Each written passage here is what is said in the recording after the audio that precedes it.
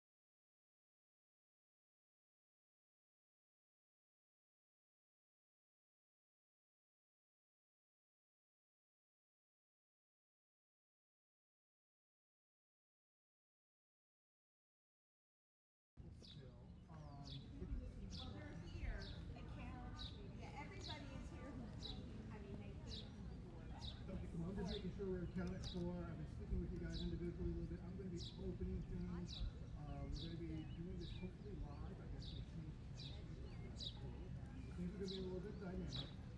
I read last year, so it was emotional, it was full, there's some technical things, so just trying to make sure the mic works for us.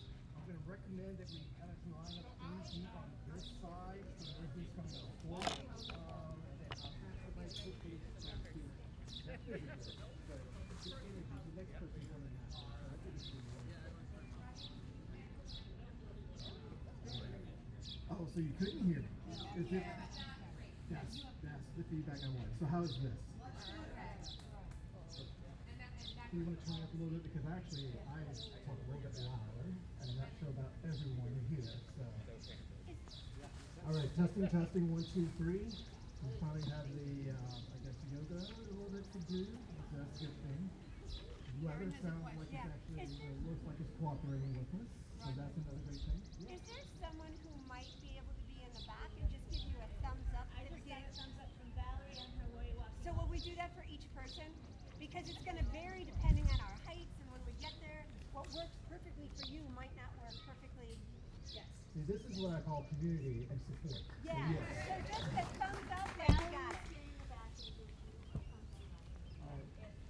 I will take it from any of you guys around. If you like, I will notice. If you like, and if I go along, I start getting away from the mic, cut. I'm that type of guy. Give you the feedback. Whoa! Watch out. We already got a little bit of wind here. There is a podium copy that's up here. It's numbered, but it doesn't have people's names on it. We are going to try to start promptly at noon. So it is noon. All right. So with that said, shall we get ready to go? Let me know when we're going to be ready to go live. We're rolling. Okay, we're rolling. Live. All right, guys. Welcome here to Strawberry Lakes Museum. My name is Rodney Warren. I'm actually a board member for the last year, and it's an honor and privilege to be here. So, just a little bit about myself. It's not about being a board member. It's about being a fellow citizen. When I look out and I see all of you guys here present, when I see that the weather is cooperating with us, I recognize the fact that we are community citizens, that we are neighbors, that we are brothers, we're sisters, fathers, and a new pet dad. So, but it's not about me. This is about Frederick Douglass. This is about our nation, our union, our community. This is about 250-year anniversary right now. So I just recently learned that the meaning of the 4th of July for the Negro, we're reading the abridged version. So it's longer? No, it's shorter. But it's still over 5,370 words that are so relevant today, past, present, and future. So with that said, it's Frederick Douglass. We are here. We are invited. It was an invitation to actually experience that past, that present, and hope for the future. So I'm not going to go a whole bunch of that. I'm just going to say that this year we have about 20 New Hampshire towns participating. We're participating here in Portsmouth, New Hampshire. There's going to be about 13 readers here. So give your love to these people. Give your support.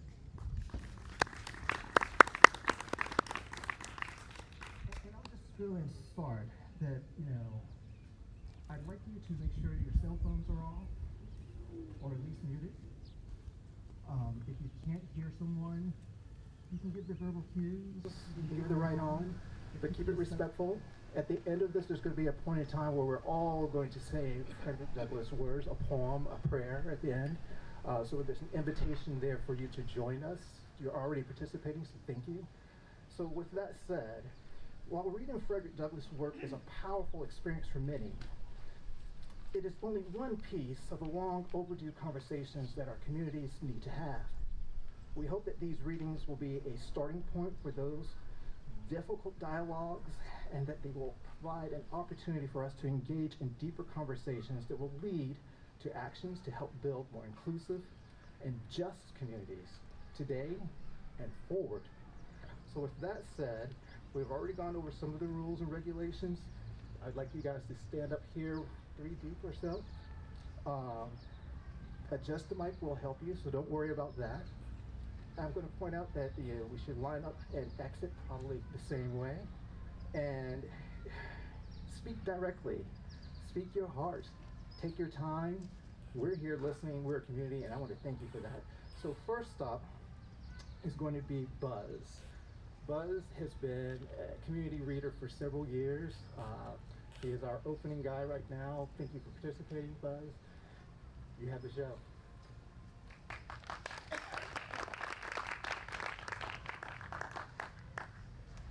I think that works. Mr. President, friends, and fellow citizens, the task before me is one which requires much previous thought and study for its proper performance. I do not remember ever to have appeared as a speaker before any assembly more shrinkingly, nor with greater distrust of my ability than I do this day. The papers and placards say that I am to deliver a 4th of July oration. The fact is, ladies and gentlemen, the distance between this platform and the slave plantation from which I escaped is considerable, and the difficulties to be overcome in getting from the latter to the former are by no means slight. That I am here today, to me, is a matter of astonishment as well as of gratitude. This, for the purpose of this celebration, is the 4th of July. It's the birthday of your national independence and of your political freedom. This to you is what the Passover was to the emancipated people of God. It carries your minds back to the day and to the act of your great deliverance. This celebration also marks the beginning of another year of your national life and reminds you that the Republic of America is now 76 years old. I am glad, fellow citizens, that your nation is so young. You are, even now, only in the beginning of your national career, still lingering in the period of childhood. I repeat, I am glad this is so. There is hope in the thought, and hope is much needed under the dark clouds which lower above the horizon. Fellow citizens, 76 years ago, the people of this country were British subjects. The style and title of your sovereign people, in which you now glory, was not then born. You were under the British crown. Your fathers esteemed the English government as the home government, England as the fatherland, although a considerable distance from your home, imposed in the exercise of its parental prerogatives upon its colonial children such restraints, burdens, and limitations as in its mature judgment it deemed wise, right, and proper.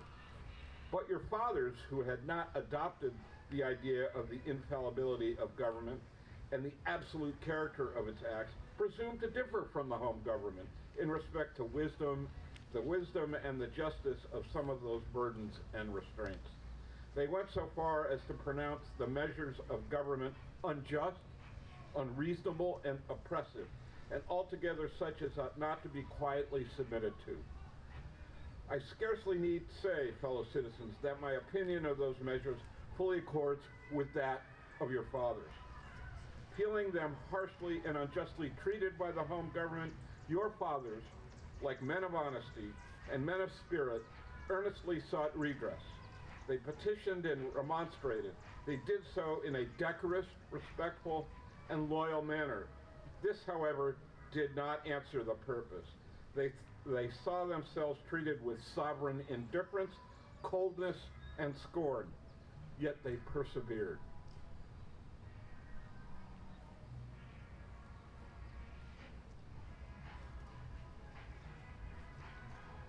Oppression makes a wise man mad.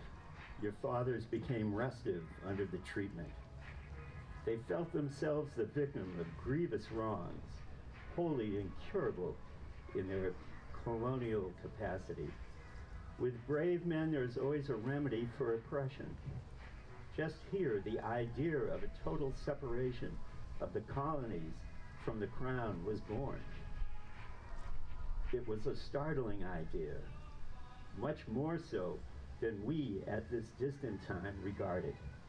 The timid and the prudent of that day were of course shocked and alarmed by it. Their oppression to the then dangerous thought was earnest and powerful, but amid all their terror and affrighted voifications against it, The alarming and revolutionary idea moved on, and the country with it.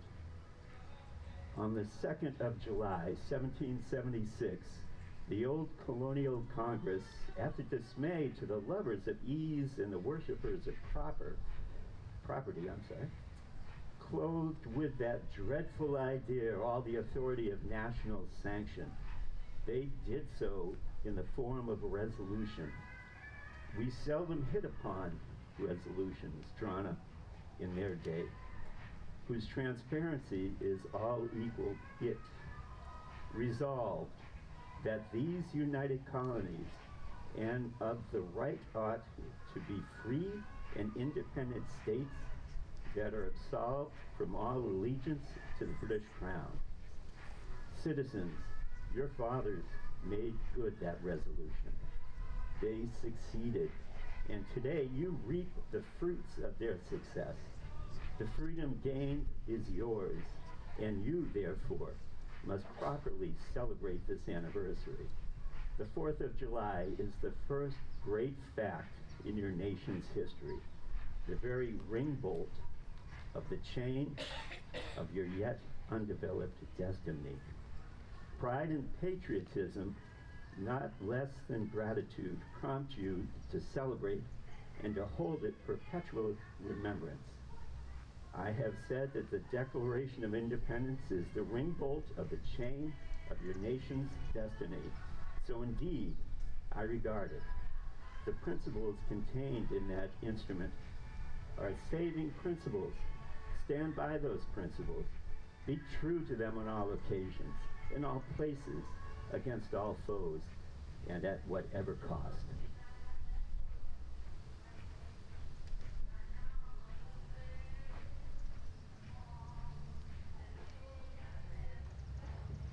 Fellow citizens, I am not wanting in respect for the fathers of this republic.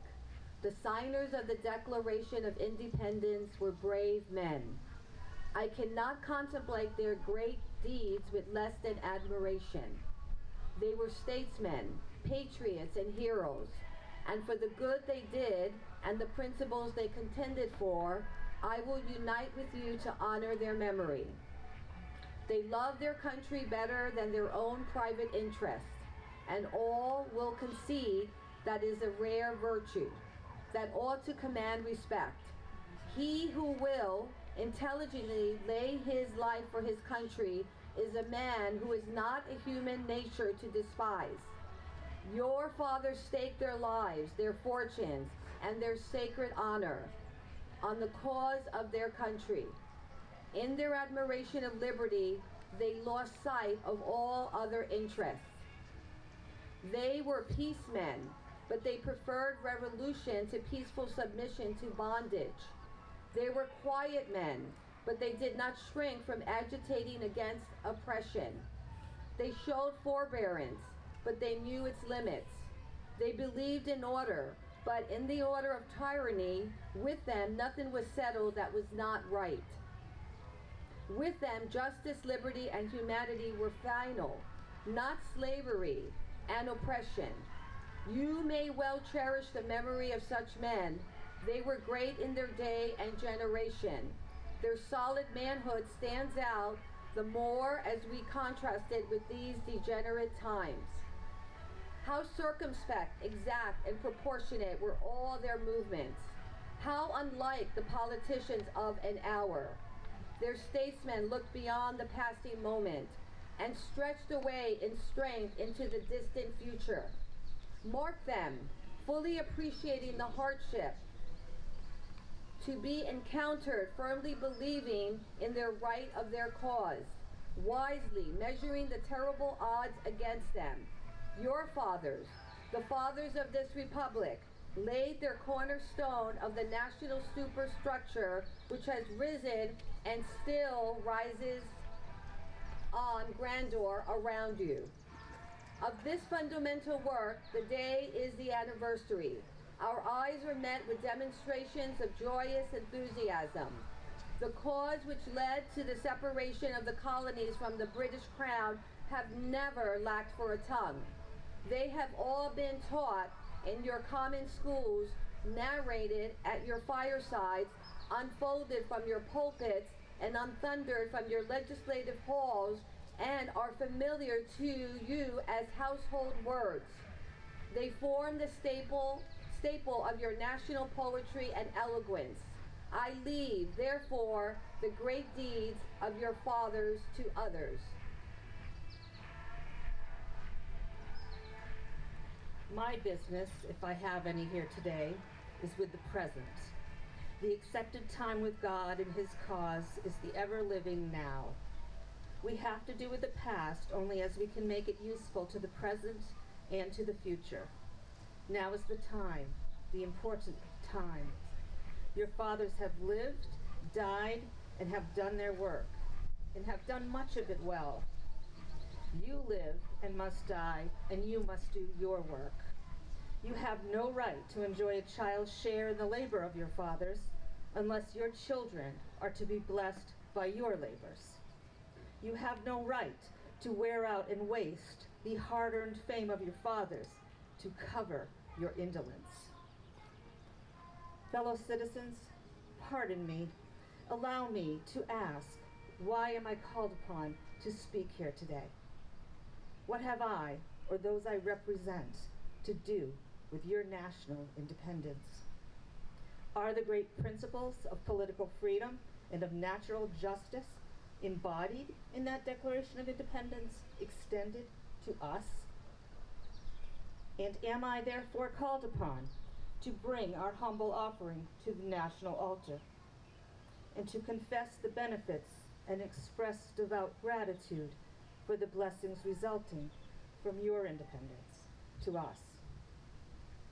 Would to God, both for your sakes and ours, that an affirmative answer could be truthfully returned to these questions. Then would my task be light and my burden easy and delightful. But such is not the state of the case. I say it with a sad sense of the disparity between us. I am not included within the pale of this glorious anniversary. Your high independence only reveals the immeasurable distance between us. The blessings in which you this day rejoice and are not enjoyed in common, the rich inheritance of justice, liberty, prosperity, and independence bequeathed by your fathers, is shaped by you, not by me. The 4th of July is yours, not mine. You may rejoice. I must mourn. To drag a man in fetters into the grand illuminated temple of liberty and call upon him to join you in joyous anthems were inhuman mockery and sacrilegious irony. Do you mean, citizens, to mock me by asking me to speak today?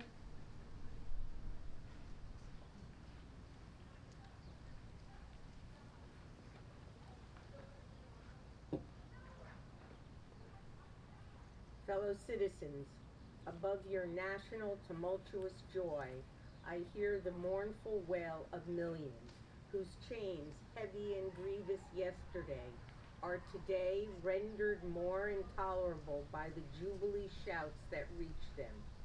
To forget them, to pass lightly over their wrongs, and to chime in with the popular theme would be treasonous, most scandalous and shocking, and would make me reproach before God and the world. My subject, then citizens, is American slavery. I shall see this day from the slave's point of view, standing here, identified with the American bondman, making his wrongs mine.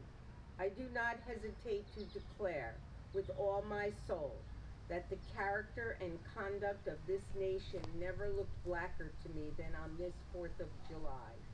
Whether we turn to the declarations of the past or to the professions of the present, the conduct of the nation seems equally hideous and revolting. America is false to the past, false to the present, and solemnly binds herself to be false to the future.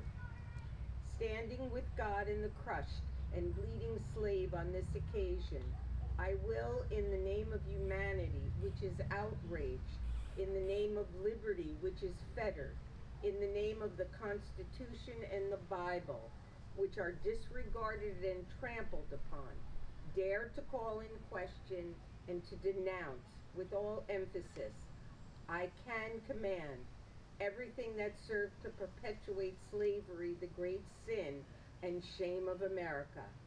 I will not equivocate. I will not excuse. I will use the severest language I can command, and yet no one word shall escape me that any man whose judgment is not blinded by prejudice, or who is not at heart a slave owner, shall not confess to be right and just. I fancy I hear someone of my audience say, it is just in this circumstance that you and your brother abolitionists failed to make a favorable impression on the public mind. Would you argue more and denounce less? Would you persuade more and rebuke less? Your cause would be much more likely to succeed. But I submit, where all is plain, there is nothing to be argued. What point is the anti-slavery creed? What point in the anti-slavery creed would you have me argue? On what branch of the subject do the people of this country need light?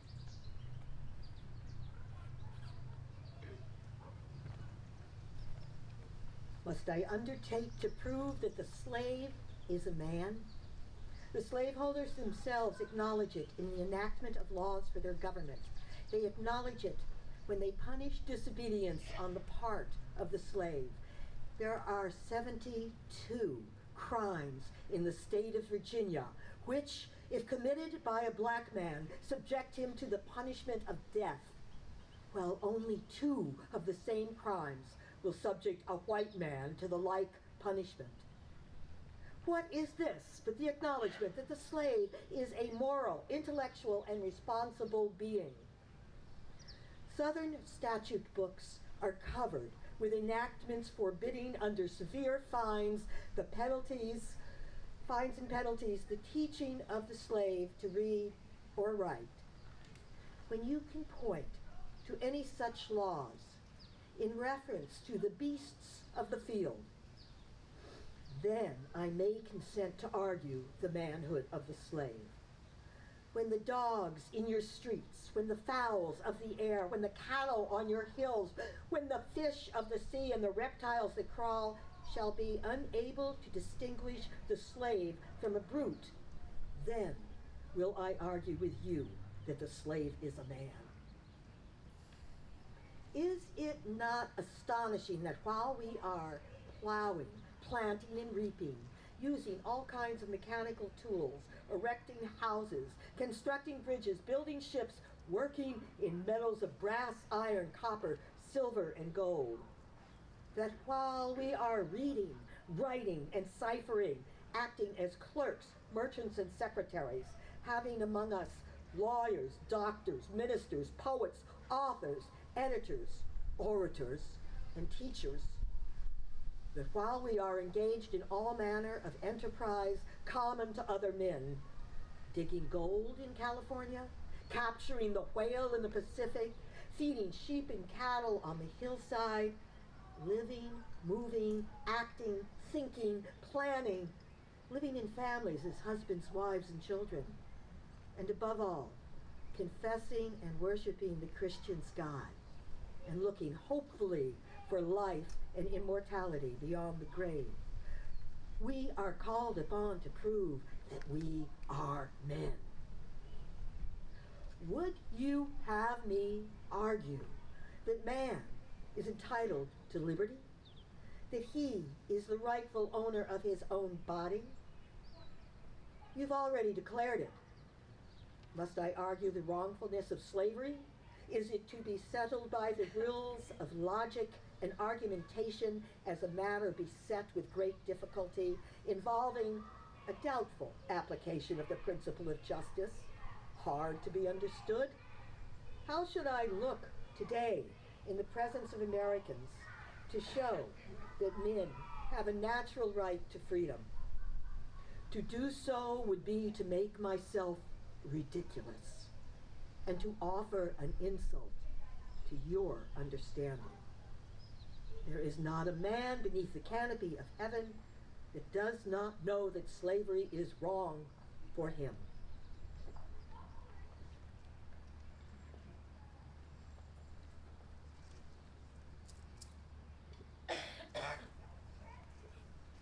What?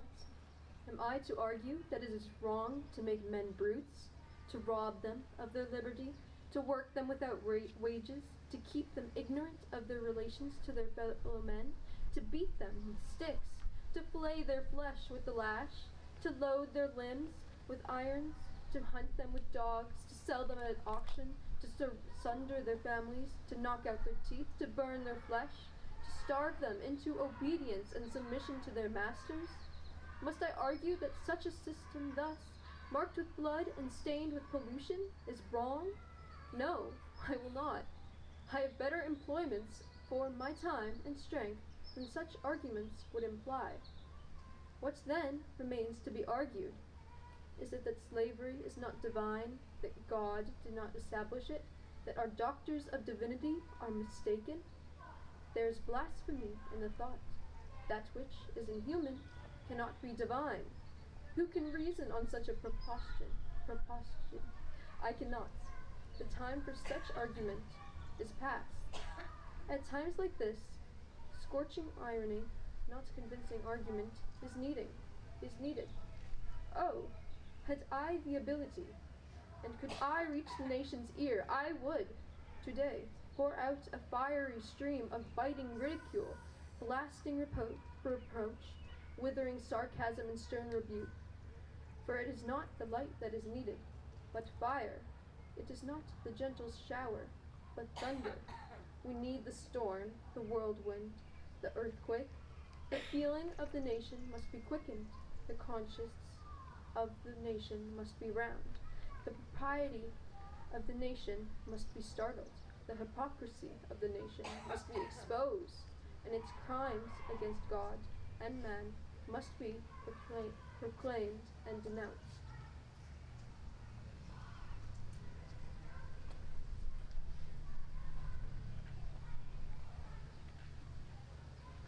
What to the American? What to the American slave is your 4th of July? I answer, a day that reveals to him, more than all other days in the year, the gross injustice and cruelty to which he is the constant victim. To him, your celebration is a sham, your boasted liberty an unholy license, your national greatness swelling vanity.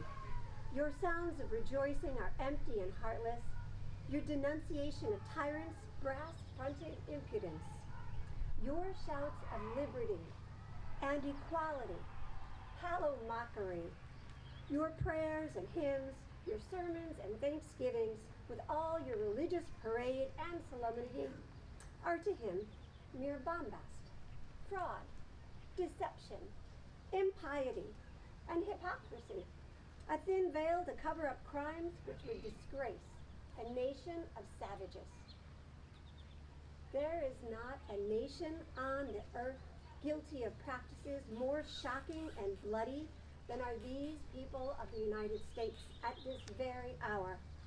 Go where you may, search where you will, roam through all the monarchies and the despotisms of the old world. Search out every abuse, and when you have found the last, lay your facts by the side of the everyday practices of this nation, and you will say with me that for revolting barbarity and shameless hypocrisy, America reigns without a rival. Take the American slave trade, which we are told by the papers is especially prosperous just now, as the price of men was never higher, and which is carried on in all the large towns and cities in 1/2 of this confederacy. This trade is one of the peculiarities of American institutions. In several states, this trade is the chief source of wealth. It is called the internal slave trade, in order to divert from its horror with which the foreign slave trade is contemplated. The foreign slave trade has long since been denounced by this government as piracy, as an execrable traffic.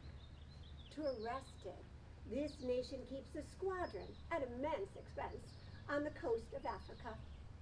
Everywhere in this country, it is safe to speak of this foreign slave trade as a most inhuman traffic, opposed alike to the laws of God and of man. However, it is a notable fact that while so much execration is poured out by Americans upon those engaged in the foreign slave trade, the men engaged in the slave trade between the states pass without condemnation, and their business is deemed honorable.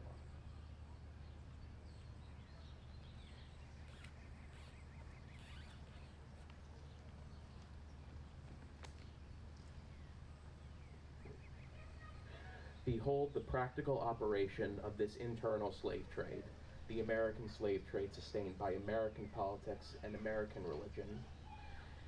Here you will see men and women reared like swine for the market.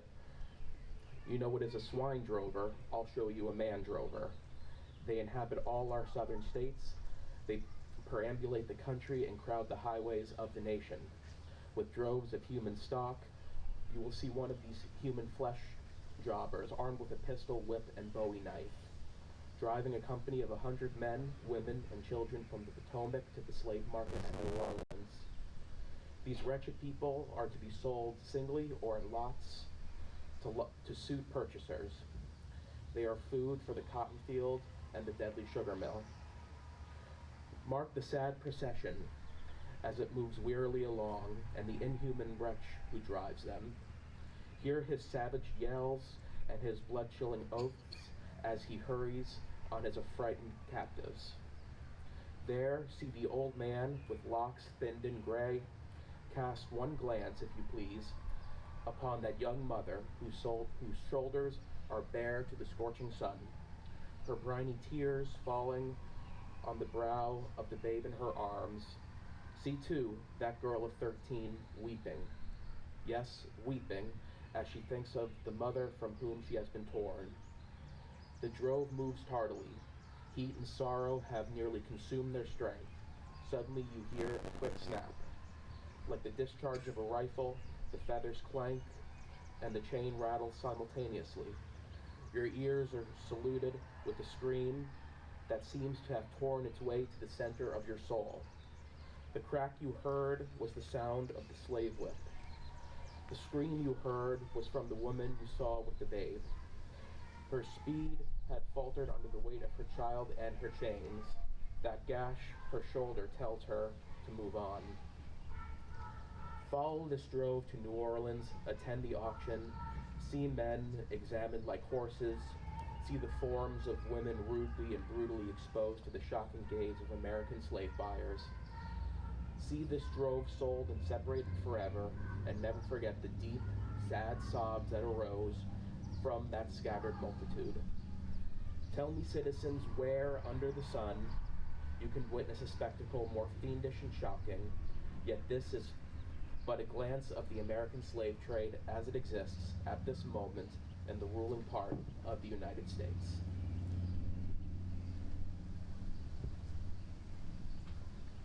I was born amid such sights and scenes.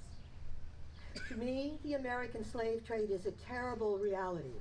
The fleshmongers gather up their victims by dozens and drive them chained to the General Depot at Baltimore.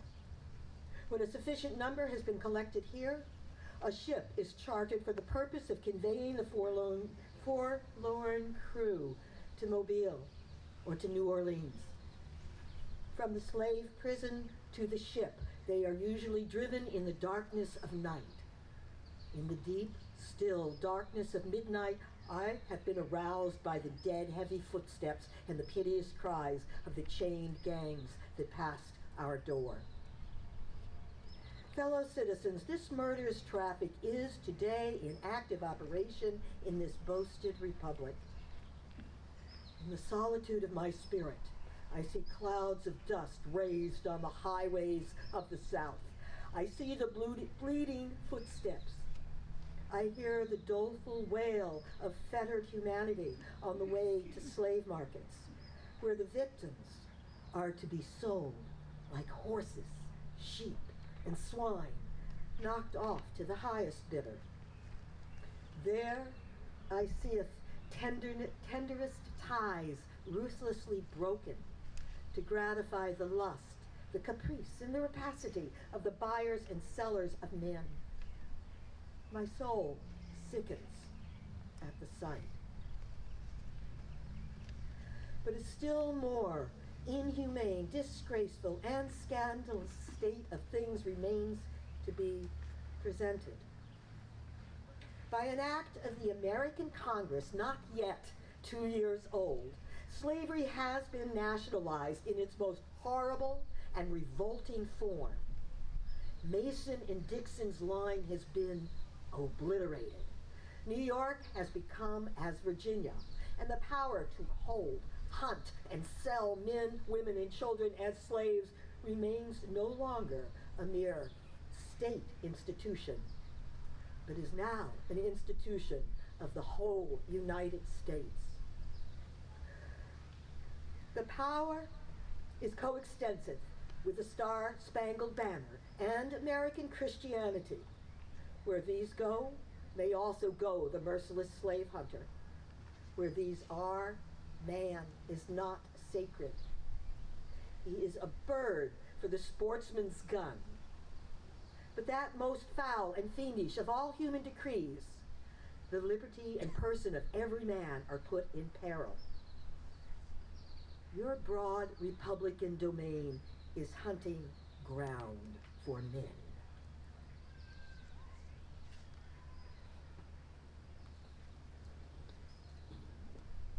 Your lawmakers have commanded all good citizens to engage in this hellish sport. Your president, your secretary of state, enforce as a duty you owe to your free and glorious country and to your God that you do this accursed thing.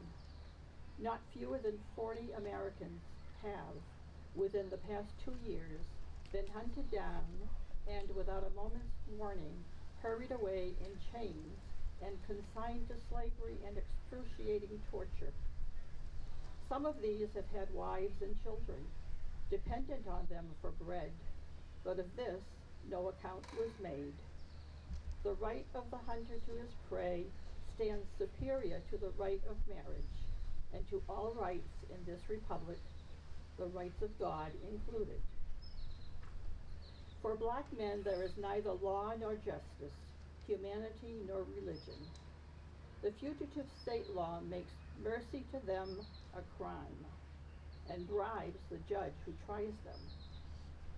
An American judge gets $10 for every victim he consigns to slavery, and $5 when he fails to do so. The oath of any two villains is sufficient under this hell-black enactment to send the most pious and exemplary black man into the remorseless jaws of slavery. His own testimony is nothing. He can bring no witnesses for himself. The minister of American justice is bound by the law to hear but one side, and that side is the side of the oppressor. Let this damning fact be perpetually told. Let it be thundered around the world that in tyrant-killing, king-hating, people-loving, democratic Christian American, the seats of justice are filled with judges who hold their offices under an open and palpable bribe and are bound, in deciding in the case of a man's liberty, to hear only his accusers. In glaring violation of justice, in shameless disregard of the forms of administering law, in cunning arrangement to entrap the defenseless, and in diabolical intent, this fugitive state law stands alone in the annals of tyrannical legislation.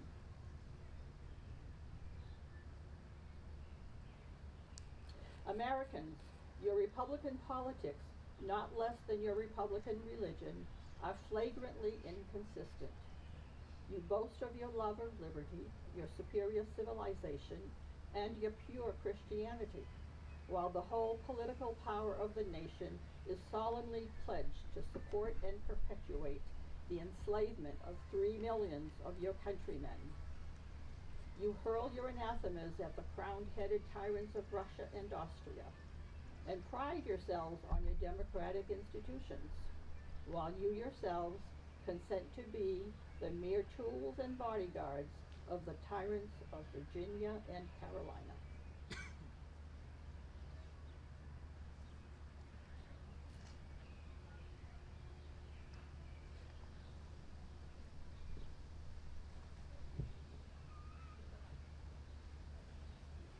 You invite to your shores fugitives of oppression from abroad.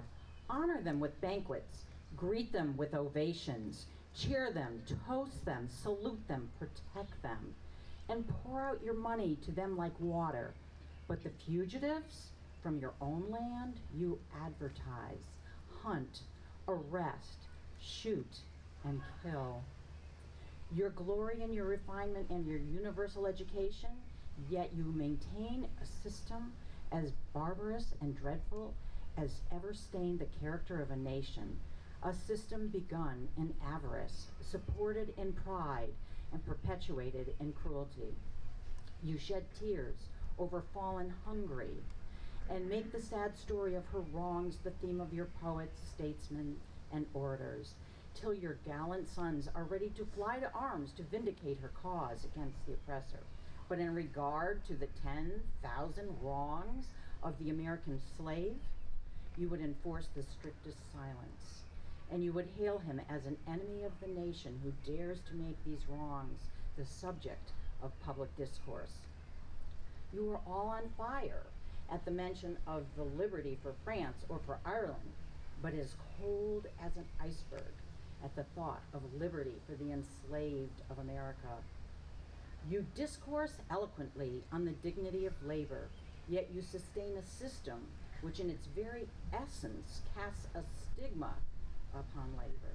You can bare your bosom to the storm of British artillery to throw off a 3-penny tax on tea, and yet wring the last hard-earned farthing from the grasp of the black laborers of your country. You profess to believe that of one blood God made all nations of men to dwell on the face of all earth, and hath commanded all men everywhere to love one another. And yet you notoriously hate and glory in your hatred all men whose skins are not colored like your own. You declare before the world, oops, I'm so sorry. I think I'm supposed to keep going. I apologize. You declare before the world, and are understood by the world to declare, that you hold these truths to be self-evident, that all men are created equal, are endowed by their Creator with certain inalienable rights, and that among these are life, liberty, and the pursuit of happiness.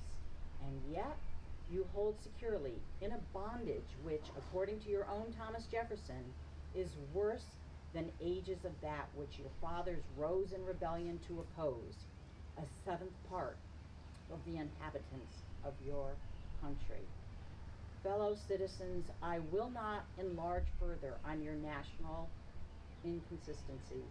The existence of slavery in this country brands your republicanism as a sham, your humanity as a base pretense, and your Christianity as a lie.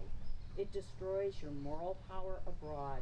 It corrupts your politicians at home. It saps the foundation of religion.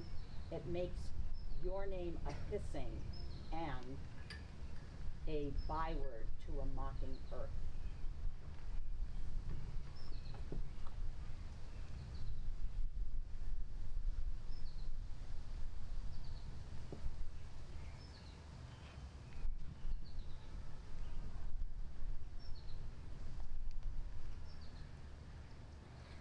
It is the antagonistic force in your government, the only thing that seriously disturbs and endangers your union.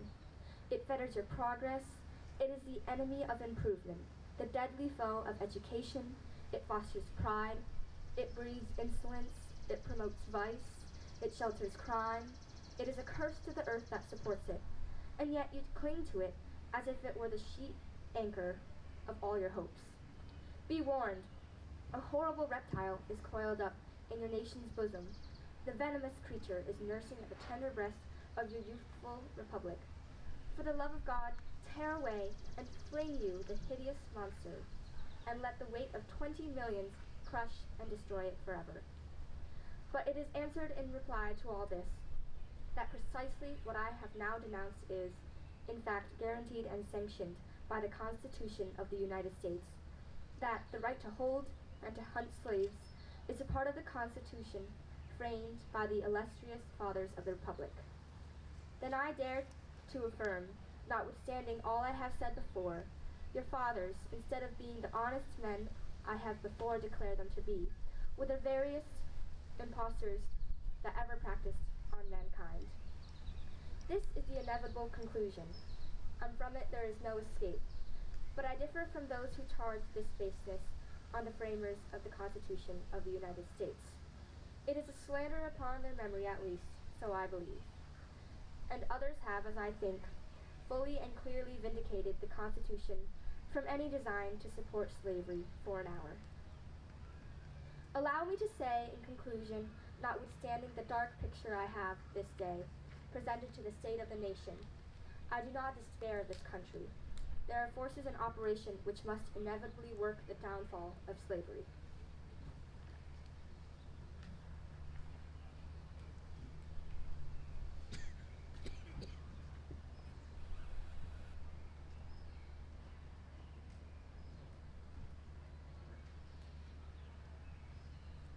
The arm of the Lord is not shortened, and the doom of slavery is certain.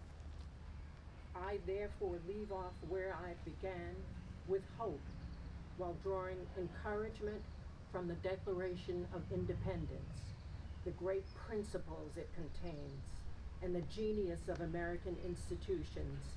My spirit is also cheered by the obvious tendencies of the age. Nations do not now stand in the same relation to each other that they did ages ago. No nation can now shut itself up from the surrounding world and trot round in the same old path of its fathers without interference. The time was when such could be done. Long-established customs of hurtful character could formally fence themselves in and do their evil work with social impunity. Knowledge was then confined and enjoyed by the privileged few, and the multitude walked on in mental darkness. But a change has now come over the affairs of mankind. Walled cities and empires have become unfashionable. The arm of commerce has borne away the gates of the strong city. Intelligence is penetrating the darkest corners of the globe. It makes its pathway over and under the sea as well as on the earth. Wind, steam, and lightning are its chartered agents. Oceans no longer divide, but link nations together. From Boston to London is now a holiday excursion. Space is comparatively annihilated. Thoughts expressed on one side of the Atlantic are distinctly heard on the other. The far-off and almost fabulous Pacific rolls in grandeur at our feet. The celestial empire, the mystery of ages, is being solved. The fiat of the Almighty, "Let there be light," has not yet spent its force. No abuse, no outrage, whether in taste, sport, or avarice, can now hide itself from the all-pervading light. The iron shoe and crippled foot of China must be seen in contrast with nature. Africa must rise, put on her yet unwoven garment. Ethiopia shall stretch out her hand unto God.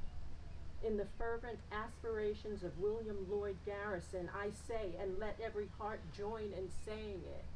And if you're comfortable, and feel like standing for this next portion. We'll all read.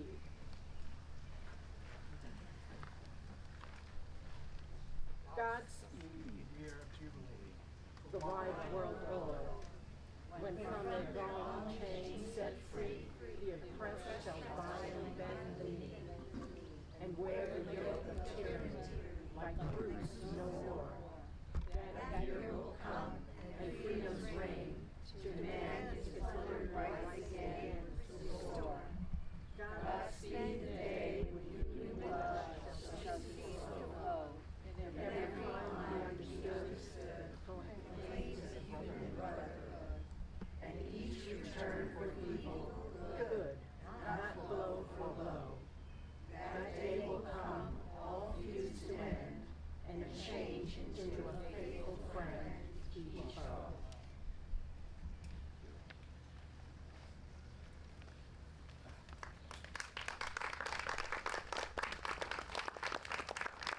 And so ends on this June 27, 2026, our community reading of Frederick Douglass's The Meaning of the 4th of July for the Negro. We end our reading 174 years after he first delivered this searing speech.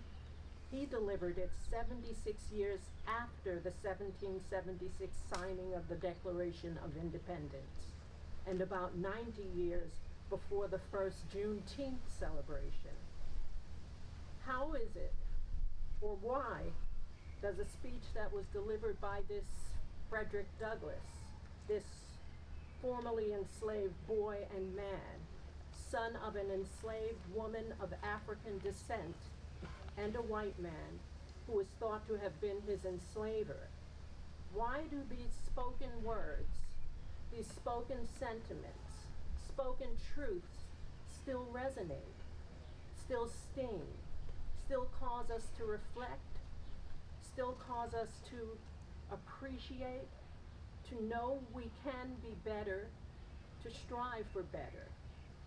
These spoken words cause us to review, to critique, and to ask for more from this nation, and most importantly, to see the possibilities, to have hope.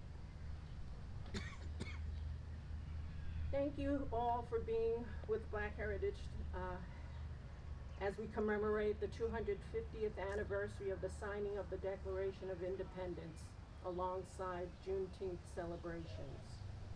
Strawberry Bank, we thank you for partnering with us in this special community reading. Thank you to each of the volunteers for all you've done to make this a celebration, and for making it successful, and for welcoming each who came here to share with us today.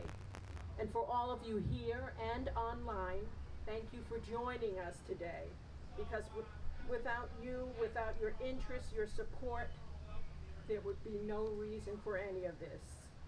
You help us in our mission of building a more inclusive community. Thank you.